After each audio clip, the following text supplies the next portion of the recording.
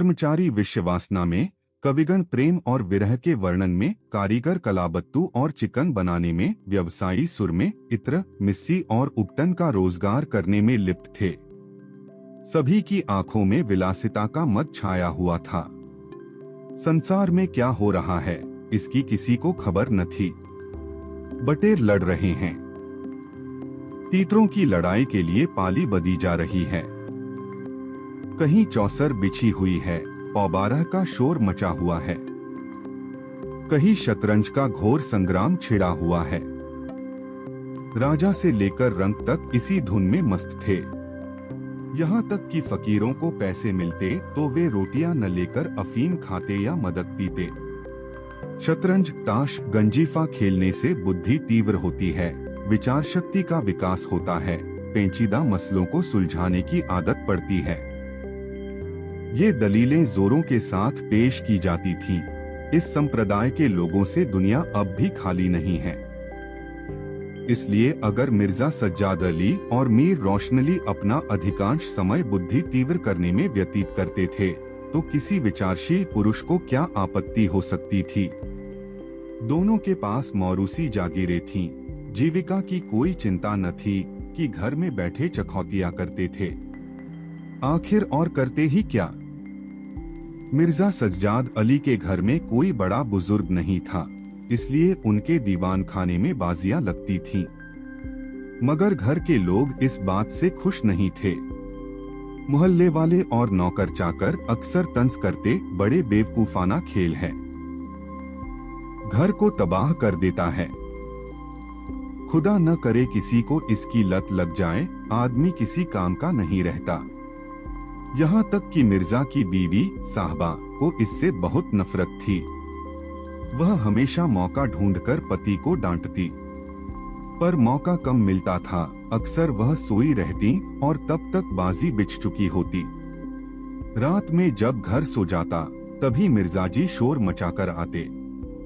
नौकरों पर वह अपना गुस्सा उतारती रहती, क्या पान मांगा है, कह दो आकर ले जाएं। खाने की फुर्सत नहीं है, ले जाकर सिर पर पटक दो, खाए तो कुत्ते भी खाएं। पर वह मुंह से कुछ ज्यादा नहीं कह पाती थीं। उनका असली रोष मीर साहब के प्रति था।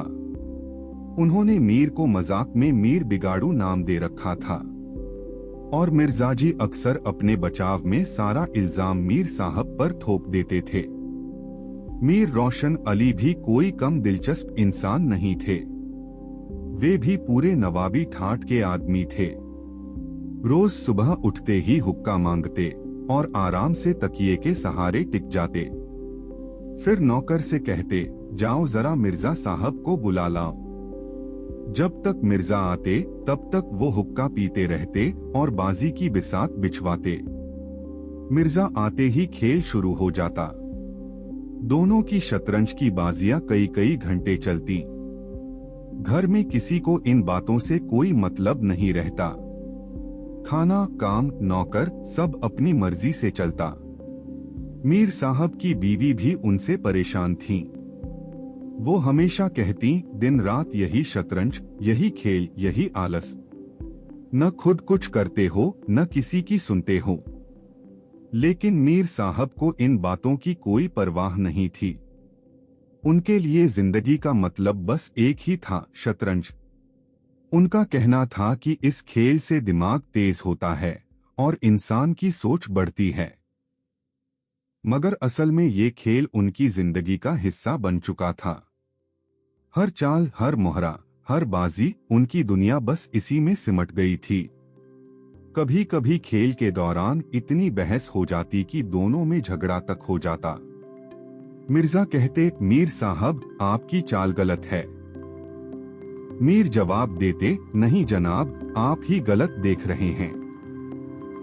और फिर दोनों कई मिनट तक अपनी बात साबित करने में लग जाते। पर यह झगड़ा भी उनकी दोस्ती को कभी कमजोर नहीं कर पाया, क्योंकि अगले दिन सुबह फिर वही नाश्ता, वही बिसात और वही पुराना खेल शुरू हो जाता। शतरंज अब सिर्फ उनका शौक नहीं, बल्कि उनकी जिंदगी का सबसे बड़ा हिस्सा बन चुका था। हर दिन, हर वक्त, हर सोच उसी के आसपास घूमती थी। यह कहकर बेगम साहबा चिढ़कर दीवान खाने की तरफ चली। मिर्जा का रंग उड़ गया। वे मिन्नतें करने लगे, खुदा के लिए, हजरत हुसैन की कसम, मेरी ही बात मान लो, मैं वहीं चला जाऊंगा। लेकिन बेगम ने एक न मानी। वे दीवान खाने के दरवाजे तक गईं, पर अचानक रुक गईं। भीतर झांका तो कमरा खाली पाया। संयोग से मीर साहब कुछ मुहरे इधर उधर कर गए थे और बहाने से बाहर टहल रहे थे। फिर बेगम अंदर घुसी और बाजी पलट दी। उन्होंने कुछ मुहरे तख्त के नीचे फेंक दिए, कुछ बाहर फेंके और दरवाजा अंदर से बंद करके कुंडी लगा दी। मीर साहब दरवाजे पर खड़े थे, मुहरे बाहर फेंके जाते और चूड़ियों की खनखन सुनकर समझ गए कि बेगम भड़क उठी हैं। दरवाजा बंद होते ही उन्होंने चुपके से वहां से निकलने का रास्ता ले लिया। मिर्जा बोले, तुमने क्या कर दिया? बेगम बोली, अगर मीर साहब इधर आएंगे तो मैं खड़े खड़े निकालवा दूंगी। इतना लौ भी खुदा से मांगो तो वली हो जाओगे। तुम शतरंज खेलते रहो और मैं यहाँ रोटी और घर की फिक्र में सिर फोड़ दूं। जाते हो हकीम के पास तो अब भी तामल है। मिर्जा घर से निकले और हकीम के बजाय मीर साहब के घर पहुंच गए। सारा हाल उन्होंने मीर को सुना दिया। मीर बोले, जब मैंने मुहरे बाहर जाते देखा ही था तो मुझे शक हुआ। मैं फौरन आ गया। वो बड़ी गुस्से वाली लगती हैं। लेकिन तुमने उन्हें इतने ऊपर क्यों बैठा रखा है? यह ठीक नहीं। उन्हें क्या लेना देना कि तुम बाहर क्या करते हो? घर संभालना उनका काम है, बाकी बातों से उनका क्या वास्ता? मिर्जा बोले, खैर अब बताइए, यह सब कहाँ ठहरेगा? मीर ने कहा, क्यों चिंता करते हो? इतना बड़ा घर पड़ा है, यहीं बैठो। मिर्जा बोले, लेकिन बेगम साहबा को कैसे मनाऊं? जब घर पर रहता था तब भी वह इतनी चिढ़ती थीं, यहाँ जैसे बैठक होगी तो शायद छोड़ेंगी ही नहीं। मीर बोले, अरे कुछ बोलने दो उन्हें, 2-4 दिन में ठंडा पड़ जाएगा। हाँ, एक काम करो, आज से थोड़ा संभल जाओ। मीर साहब की बेगम किसी वजह से चाहती थीं कि मीर साहब घर पर कम ही रहें। इसलिए वे कभी मीर साहब के शतरंज प्रेम की खुलकर निंदा नहीं करती। कभी कभी मीर साहब देर कर देते तो वह स्मरण करा देती। इन्हीं वजहों से मीर साहब को ऐसा लगा कि उनकी बीबी बहुत विनम्र और गंभीर हैं। लेकिन जब दीवान खाने में बिसात बिछने लगी और मीर साहब पूरा दिन वहीं बैठने लगे, तो बेगम साहबा को बड़ा दुख होने लगा। उनकी आजादी पर पाबंदी सी लग गई। वे दिन भर दरवाजे पर झांक झांक कर बैठने लगीं। उधर नौकरों में भी बातें होने लगीं। पहले वे आलस्य से अपना काम करते थे। घर में किसी के आने जाने से उन्हें फर्क नहीं पड़ता था। अब उनका रुख बदल गया। पान लाने का हुक्म मिलता, कभी मिठाई मंगा दी जाती। हुक्का भी हमेशा जलता रहता था। नौकर बार बार बेगम से कहते, हजूर, मियाँ का शतरंज हमारे लिए भारी जंजाल बन गया है। पूरा दिन दौड़ते भागते पैरों में छाले पड़ गए। सुबह से बैठो तो शाम निकाल देते हो। आधा घंटे का खेल भी सब्र है। हम तो आपकी सेवा में आते हैं, जो हुक्म होगा करेंगे, पर यह खेल मनहूस है। जो इसे खेलता है उसके यहाँ हमेशा कोई आफत आ जाती है। कई मोहल्लों में यह खेल लोगों को तबाह करते देखा गया है। मोहल्ले में भी लोग कहने लगे, हमारे रईसों का यह हाल है तो मुल्क का क्या होगा? यह बादशाहत शतरंज के कारण बर्बाद होगी। राज्य में हाहाकार मचा हुआ था। लोगों को दिन दहाड़े लूट लिया जाता था। शिकायत सुनने वाला कोई नहीं था। गांवों की सारी दौलत लखनऊ की तरफ आती और विलेपनों पर उड़ जाती थी। अंग्रेज कंपनी का ऋण बढ़ता जा रहा था। खर्च बढ़ते जा रहे थे और कानूनी व्यवस्था नहीं होने से टैक्स भी नहीं जुटता था। रेजिडेंट बार बार चेतावनी देता, पर लोग विलासिता में इतने मग्न थे कि किसी की सुनता कौन था। मीर साहब के दीवान खाने में कई महीने शतरंज चलता रहा। नए नए नक्शे बनते, नए नए किले गढ़े जाते, नित्य नई रणनीतियां बनती। कभी कभी खेल में तेज बहस भी हो जाती और तू मैं तक पहुंच जाती, पर जल्दी ही दोनों दोस्त सुलह कर लेते। कभी कभी मिर्जाजी रूठकर घर चले जाते और मीर अपने घर चले जाते, पर रात की नींद के साथ सारी मनमुटाव शांत हो जाती और सुबह दोनों फिर से दीवान खाने आ जाते। एक दिन दोनों गहरी बाजी में लगे थे कि अचानक एक घोड़े पर सवार फौजी अफसर आया और मीर साहब का नाम पूछा। मीर साहब के होश उड़ गए। यह क्या मुसीबत आई? यह तलब किस लिए हुई? अब खैरियत नहीं लगती। घर के दरवाजे बंद कर दिए गए और नौकरों से कहा गया, कह दो घर में नहीं है। सवार ने कहा, घर में नहीं तो कहाँ है? नौकर बोला, यह मैं नहीं जानता। क्या काम है? सवार ने कहा, काम तुम्हें क्या बताऊंगा, हुजूर में तलब है। शायद फौज के लिए कुछ सिपाही चाहिए। जागीरदार हैं कि दिल लगी। मोर्चे पर जाना पड़ा तो आटे दाल के भाव समझ में आ जाएंगे। नौकर ने पूछा, तो बताओ क्या? सवार ने कहा, बताने की बात नहीं है, मैं कल वापस आऊंगा, साथ ले जाने का हुक्म है। सवार चला गया और मीर साहब की रूह कांप उठी। मीर साहब मिर्जाजी से बोले, अब क्या होगा? मिर्जा बोले, बड़ी मुसीबत है, कहीं मेरी भी तलब न हो। मीर बोले, कमबख्त कल फिर आने को कह गया है। मिर्जा बोले, आफत है, अगर मोर्चे पर जाना पड़ा तो मरना तय है। मीर बोले, एक उपाय है, घर पर न मिले, कल गोमती किनारे किसी वीराने में छिप जाओ, वहां किसे खबर होगी, हजरत आकर वापस ले लेंगे।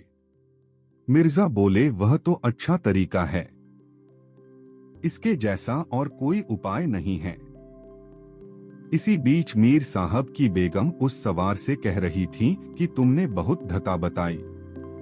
सवार ने जवाब दिया, ऐसे गावम वालों को तो चुटकियों में नचाता हूँ, इनकी सारी अक्ल और हिम्मत तो शतरंज ने छीन ली है, अब भूल कर भी घर पर नहीं रहेंगे। दूसरे दिन से दोनों मित्र सुबह सुबह घर से चुपचाप निकल जाते। बगल में एक छोटी सी दरी लेकर डिब्बे में गिलौरिया भरकर गोमती के उस पार एक पुरानी वीरान मस्जिद में चला जाते, जिसे शायद नवाब आसफुद्दौला ने बनवाया था। रास्ते में तंबाकू, चिलम और मदरिया ले लेते, मस्जिद में पहुंचकर दरी बिछा लेते और हुक्का भरकर शतरंज खेलने लगते। फिर उन्हें दुनिया की कोई फिक्र नहीं रहती। किश्त शह जैसे दो चार शब्दों के सिवा उनके मुंह से और कुछ नहीं निकलता था। कोई योगी भी इतनी एकाग्रता में नहीं बैठता होगा। दोपहर को जब भूख लगती तो दोनों किसी नानबाई की दुकान पर जाकर खाते और फिर एक चिलम पीकर वापस खेल में लग जाते। कभी कभी तो उन्हें खाना भी याद नहीं रहता था। इधर देश की राजनीतिक हालत दिन ब दिन खराब हो रही थी। कंपनी की फौजें लखनऊ की तरफ बढ़ रही थीं। शहर में हलचल थी। लोग बाल बच्चों को लेकर देहातों की ओर भाग रहे थे। लेकिन हमारे दोनों खिलाड़ी इन बातों से बिल्कुल अनभिज्ञ थे। वे घर से निकलते तो गलियों से ही निकलते, डर रहता कि कहीं किसी बादशाही मुलाजिम की नजर न पड़ जाए जो बेवजह पकड़ ले। हजारों रुपए सालाना की जागीर मुफ्त में छीन लेना चाहते थे। एक दिन दोनों मस्जिद के खंडहर में शतरंज खेल रहे थे। मिर्जा की बाजी थोड़ी कमजोर थी। मीर साहब उन्हें किश्त किश्त दे रहे थे। इसी बीच कंपनी के सैनिक दिखे। वो गोरों की फौज थी जो लखनऊ पर कब्जा करने आई थी। मीर बोले, अंग्रेज की फौज आ रही है, खुदा भला करे। मिर्जा बोला, आने दीजिए, किश्त बचाइए। यही किश्त? मीर जरा देख लो, यहीं छुपकर खड़े हो जाओ। मिर्जा देख लेंगे, जल्दी क्या है, फिर किश्त। मीर तोपखाना भी है, शायद 5000 आदमी हो, देखकर ही डर लगता है। मिर्जा जनाब मत झिझकाइए, ये चाल किसी और को दे दीजिए, यह किश्त। मीर तुम भी अजीब हो, शहर में आफत आई हुई है और तुम्हें किश्त की फिक्र है। अगर शहर घिर गया तो घर कैसे चलाओगे? मिर्जा जब घर चलने का वक्त आएगा तब देखा जाएगा यह किश्त। अब इस चाल में मात है। फौज निकल गई। 10 बजे का वक्त था। फिर बाजी बिछी। मिर्जा आज खाने का क्या होगा? मीर आज रोजा है। क्या तुझे ज्यादा भूख लगती है? मिर्जा नहीं। शहर में क्या हो रहा है पता नहीं। मीर शहर में कुछ खास नहीं होगा, लोग खाना खाकर आराम से सो रहे होंगे। हुजूर नवाब भी ऐशगाह में होंगे। दोनों फिर खेलने लगे और 3 बज गए। अब मिर्जा की बाजी कमजोर थी। 4 चाल चल ही रहे थे कि फौज की वापसी की आहट आई। खबर आई कि नवाब वाजिद अली पकड़े गए हैं और सेना उन्हें कहीं ले जा रही है। शहर में कोई भारी हलचल नहीं थी, न कोई खून खराबा। आज तक किसी आजाद देश के राजा की इतनी शांतिपूर्ण हार शायद ही हुई हो। यह अहिंसा नहीं थी जिसे देव प्रसन्नता से देखते, यह वह कायरता थी जिस पर बड़े बड़े लोग भी रो देते। अवध का नवाब बंदी बनकर चला गया और लखनऊ अपनी ऐश की नींद में सोया रहा। यह राजनीतिक पतन की चरम सीमा थी। मिर्जा बोला, हुजूर नवाब साहब को जालिमों ने कैद कर लिया है। मीर ठीक है, यह लो शह। मिर्जा जरा रुको, इस वक्त ख्याल ठीक नहीं बैठता। बेचारे नवाब इस वक्त खून के आंसू रो रहे होंगे। मीर रोने दो, यहाँ ऐश कहाँ मिलेगा? यह किश्त। मिर्जा किसी के दिन बराबर नहीं चलते। कितनी दर्दनाक हालत है।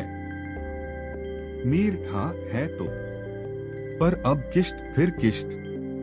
बस इस बार किश्त में मात है, बचना मुश्किल है। मिर्जा खुदा की कसम तुम बड़े बेरहमी हो। इतना बड़ा हादसा देखकर भी तुम्हें कोई दुख नहीं होता। हाय गरीब वाजिद अली शाह। मीर पहले अपनी सलामती देखो, फिर नवाब के लिए मातम करो।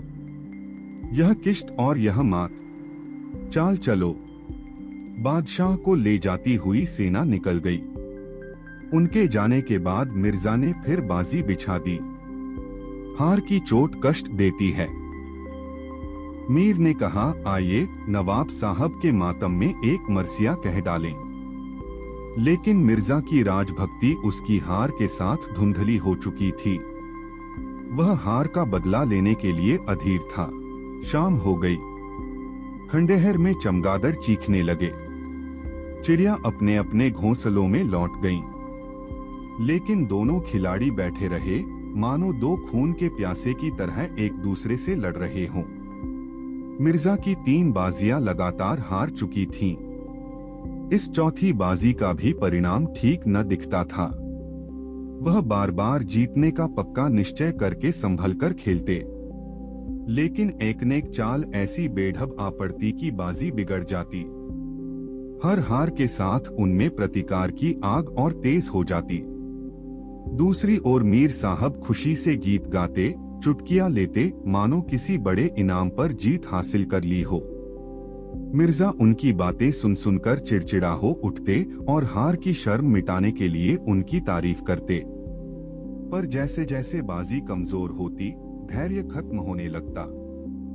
यहाँ तक कि वे छोटी छोटी बातों पर झिझकने लगे।